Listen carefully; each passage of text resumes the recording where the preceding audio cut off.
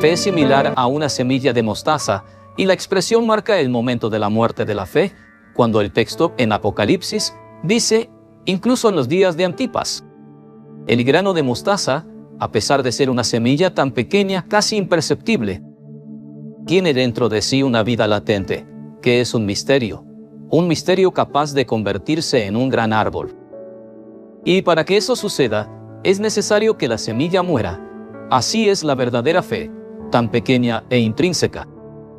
Y muere cuando se exterioriza, y el texto bíblico de Mateo capítulo 13, versículo 31, la parábola dice: El reino de los cielos es como un diminuto grano de mostaza, que un hombre tomó y cuidadosamente sembró en su campo.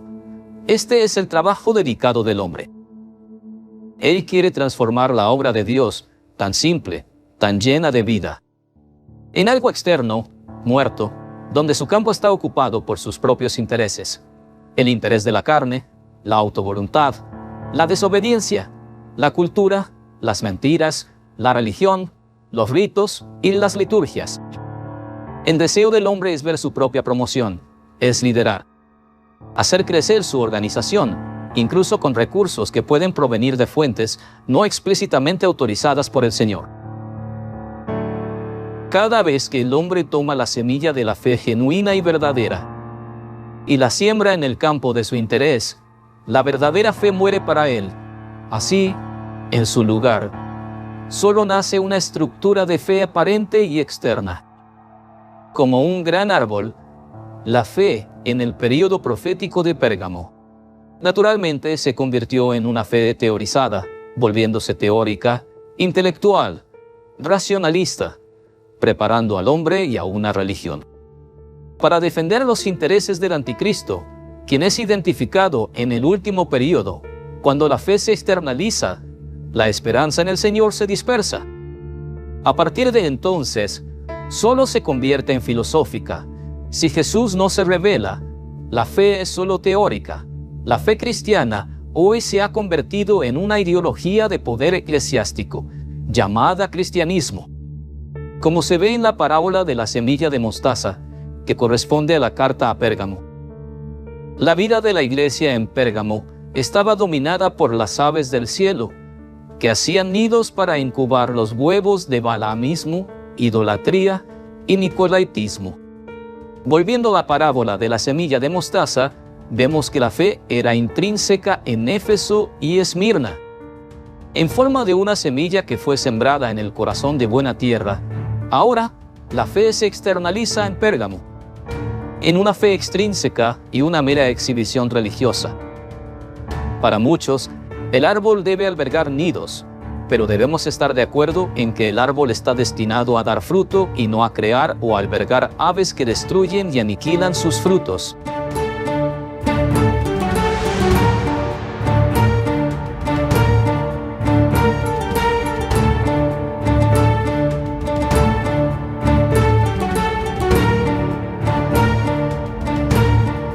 El énfasis de la operación del Espíritu Santo en Pérgamo es el espíritu de sabiduría, como dice Isaías 11, versículo 2. Y reposará sobre él el espíritu de sabiduría o discernimiento. Y vemos la confirmación de esto en el capítulo 2, versículos 14 y 15, cuando dice: Odio la doctrina de Balaam, odio la doctrina de los nicolaitas y odio la doctrina de la idolatría. En Pérgamo, la operación del Espíritu Santo o discernimiento llevó a los fieles a no ser engañados por la estructura eclesiástica dominante, incluso a costa de soportar severas persecuciones.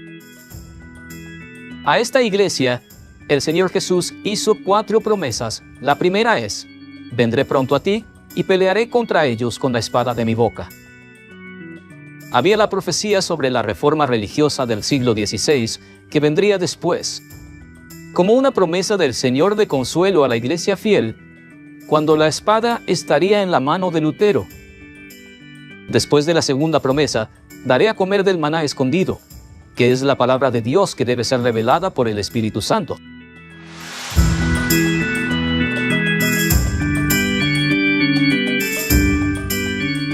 La tercera promesa que el Señor Jesús hizo a los fieles de la iglesia en Pérgamo fue decirles: «Te daré una piedra blanca». Esta expresión utilizada por el Señor Jesús se basa en algunas interpretaciones existentes sobre este tema. Una de ellas es que la piedra blanca era utilizada por los jurados en los juicios para considerar al acusado absuelto. Esto es exactamente lo que Jesús hizo por nosotros cuando nos justificó por la fe. Y esta fue una de las tesis de Lutero durante la reforma religiosa del siglo XVI, cuando descubrió que el justo vivirá por la fe.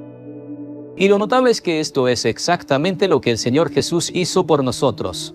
Él, en lugar de condenarnos por el pecado y absolviéndonos del pecado, entonces nos absolvió del pecado y desechó la sentencia que estaba contra nosotros. Y en su mano quedó la justificación por la fe. Por lo tanto, somos salvos por la gracia del Señor Jesús.